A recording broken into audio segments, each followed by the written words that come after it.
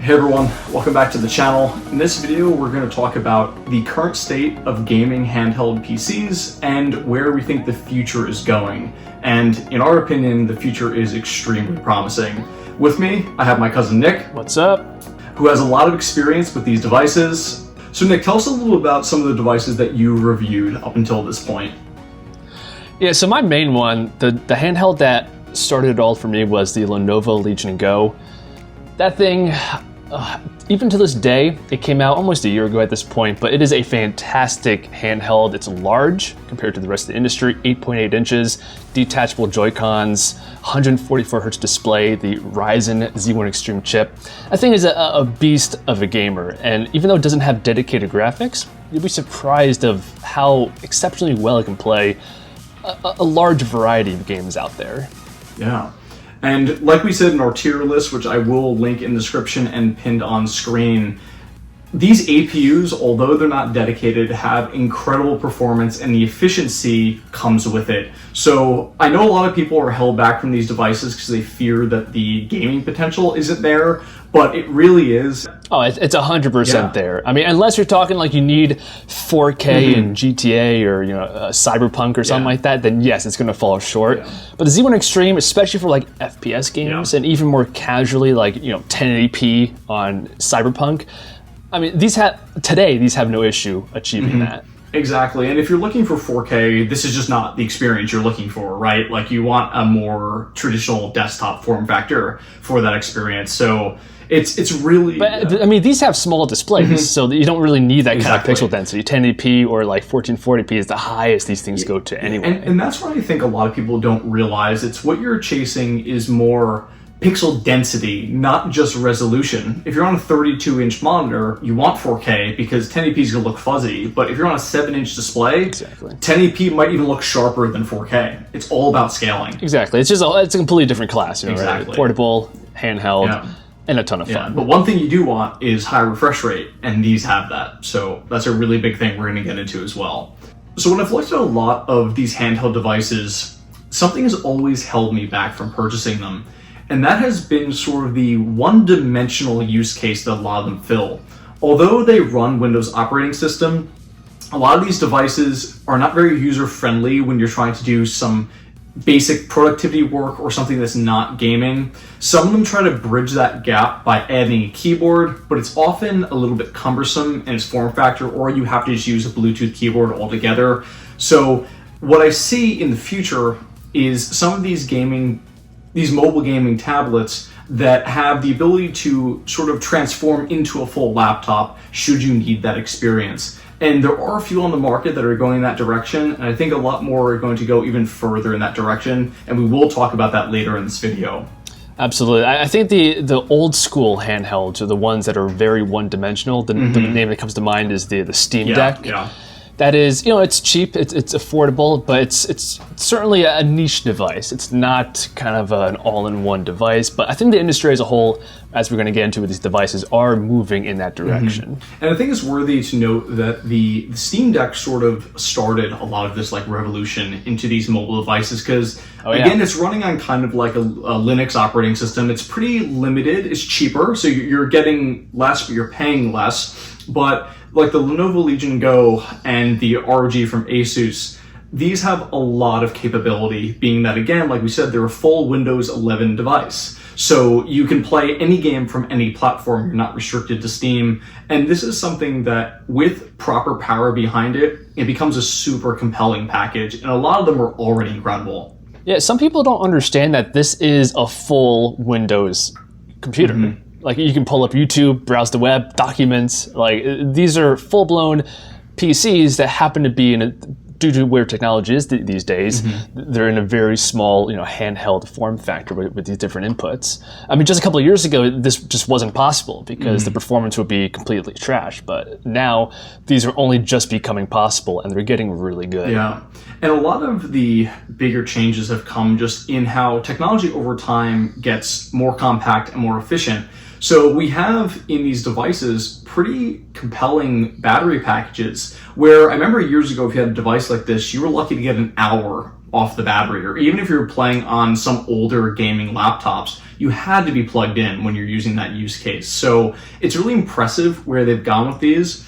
And one thing I'm excited about is an onset of a lot of newer, much larger gaming handhelds. With that, not only do you get a beautiful, bigger screen, you also get the ability to pack better cooling, a much larger battery, and also, like I was mentioning before, have a keyboard that can run in tandem with it, making it a productivity machine when you need it and a gaming machine when you don't. And the modularity of these devices is just second to none. Be able to detach the keyboard, remove and replace on the Joy-Cons.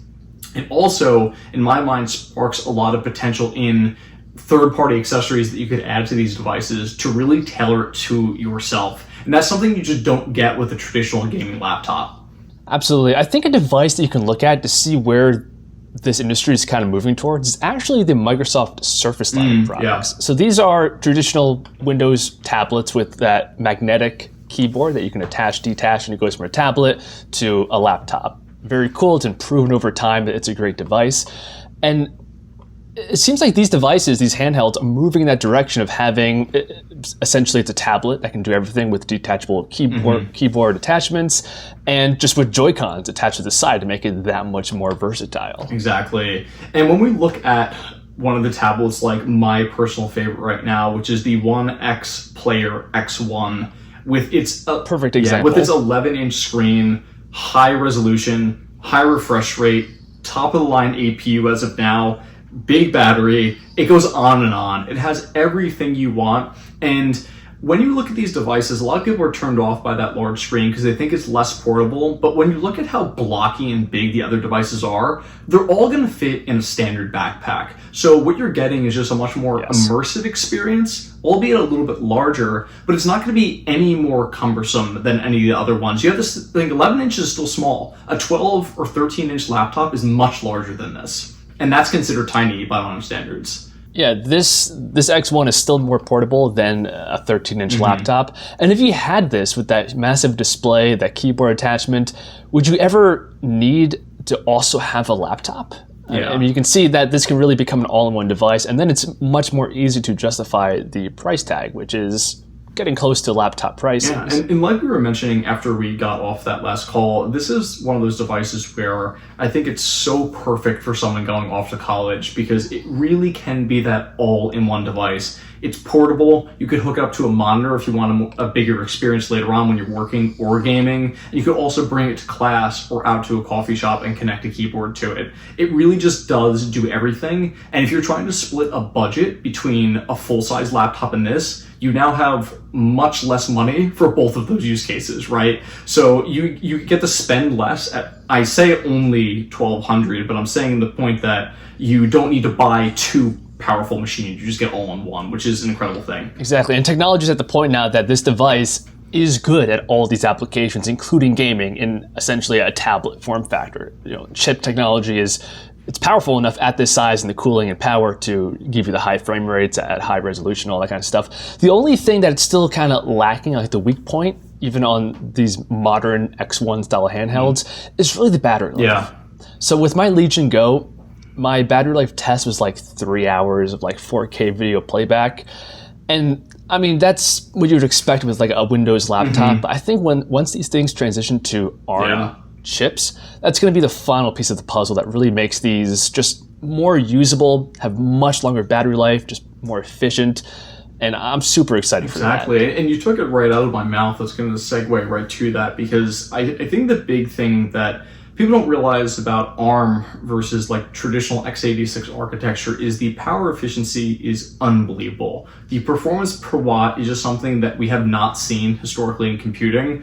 And the only thing that's holding these devices from going there immediately is just the gaming industry at large. Everything is designed for that old Intel-based PC architecture, and it takes hardware emulation or the developers all jump on board quickly to make this work. That's something that I know will happen in time. It just has to.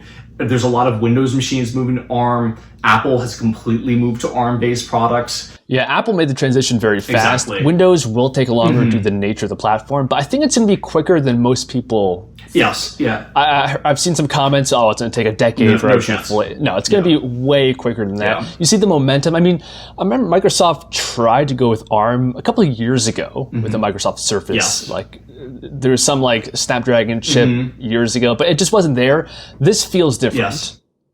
There's a lot more laptops switching over, and that Snapdragon X Elite chip is really something special. And since then, a few years back, like you're saying, this technology just matured at crazy speed. And that's sort of why everything is going to move there. And I think all it's going to take is a company to create a really good hardware emulator that could immediately port your entire game library up to an ARM system. Granted, it's going to run a little bit slower because it's not running natively, but like we were saying, once most devices are on an ARM platform, that's just what game developers are going to design for. I'm sure next-gen gaming consoles, whenever that comes, that will all be ARM. I'd be shocked if it wasn't. And then once we get to that level, it's just a saturation in the market where that's where they have to go. So it's just, once that truly starts to take off, I think that these not only these gaming handhelds can be more relevant, they're probably going to be one of the main considerations of most gamers, because it's going to be just as powerful as building a fully fledged gaming PC, but it's also extremely portable. It's just such an all-in-one device. It really is the future. When you think about it, why would you ever buy a laptop at that point? Because with the keyboard attachments, a big display, it is a laptop, but then you can just rip it off from the keyboard, sit on the couch, you have the Joy-Cons connected. It's just more versatile. You're not giving up anything, and you get more features. I mean, that's just the way technology evolves over time. And furthermore, why would you even build like a custom PC anymore? I know a lot of people like myself it's a hobby of theirs, right? Like the enthusiasts, but it's not needed for sure. But for like the average person, like a long time ago, people built gaming PCs because you kind of had to if you're on a budget. But now you have these really good mobile devices that, for other than extremely competitive gaming, they're going to do exactly what you're looking for. So it's a crazy market.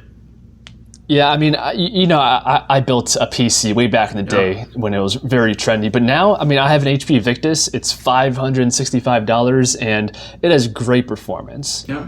An RTX 2050, a 6-core CPU, 144 hertz display, all in a little laptop. So, yeah, to me, these laptops today have made desktops irrelevant, and I think it's the same thing for these handhelds to laptops in just a couple of years' time. Exactly. I think the change in the industry is going to be crazy, and to bring this to an even higher level and more broad level, I think laptops as a category are slowly going to start fading out of relevance. We've already seen this with Apple, right, where their iPads are just as good, if not better, than a lot of their like bigger and should be more powerful laptops. And the whole thing is, like, a lot of people have said the only reason that iPads haven't taken over is because Apple is afraid that their own devices are going to kill the Macintosh. Right? Because that's why they've been holding back the software. Yeah, exactly. Because that's why the Magic Keyboard, for the longest time, they didn't put a trackpad on it, just to kind of keep you wanting a MacBook. And now even like the editing software, Final Cut, they just put that over to iPad. So yeah, it's just the way it's going. I think, the same way we look back at like desktops from like the 1990s, we look back at laptops today.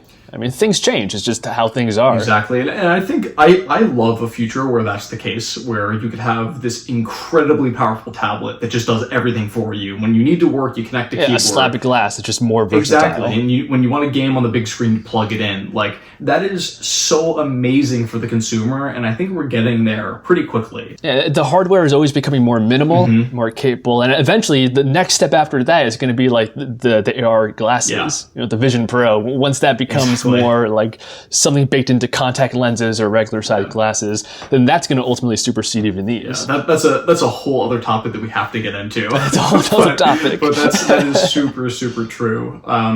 It amazes me, like, since we started making this kind of content like over 10 years ago, the way the industry has changed is just unbelievable. Devices like this, it's fun to watch.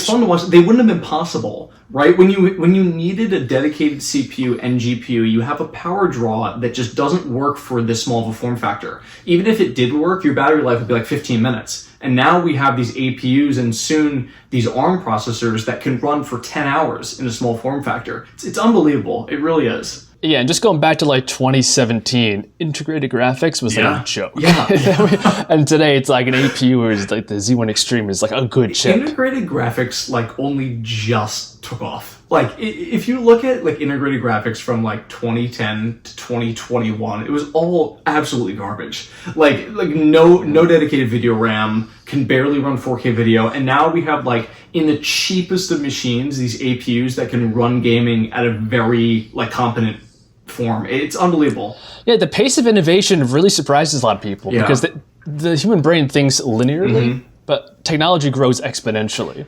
And that's why I think ultimately why a lot of people, when they doubt handhelds, like, oh, you know, this is a fad, it's never going to take over, it's because they're thinking like that, and they don't realize how fast technology changes. Yeah, they're stuck on like how it was a couple of years ago, and that's how they form their opinions, but then the reality is often different. 3 years ago, that was totally valid. That was completely valid. It wasn't something that made sense. And now it's all different. Yeah. Now it's completely changed. And you just look at everything, how like gaming has evolved at large, right? Like just like hard drive speeds. We have like NVMe's that are now approaching like 10 gigabits per second in data transfer rates. Like I remember when like the 2.5 inch SSDs came out, the read write was like 400 megabytes per second, which was insane. Now we're again at 10,000. It's unbelievable. And like Moore's law doesn't even begin to describe it when we're in this segment because it's just been exploding. It's crazy. Yeah, I mean, a couple of years ago, I bought a laptop with an HDD hard drive, and today it's like that's unthinkable. Yeah. I remember the other day I was for some of my like offloading video files. I was thinking of setting up like a NAS, and a few of them were still offering like an HDD option. I was like, who would buy this? Like it doesn't make sense. It's crazy. I know, it's amazing. It's so much fun to follow along. Yeah. I hope you all like this content. I know this is all going really far, and like we said, I think that this is all really about to peak. The way mobile gaming is seen is definitely going to change forever. It already has, but it's only going to get better. Appreciate you all watching. If you like, please do like and subscribe. Nick, appreciate the support in this video. Anytime. And we'll see you all in the next one. See ya. Peace.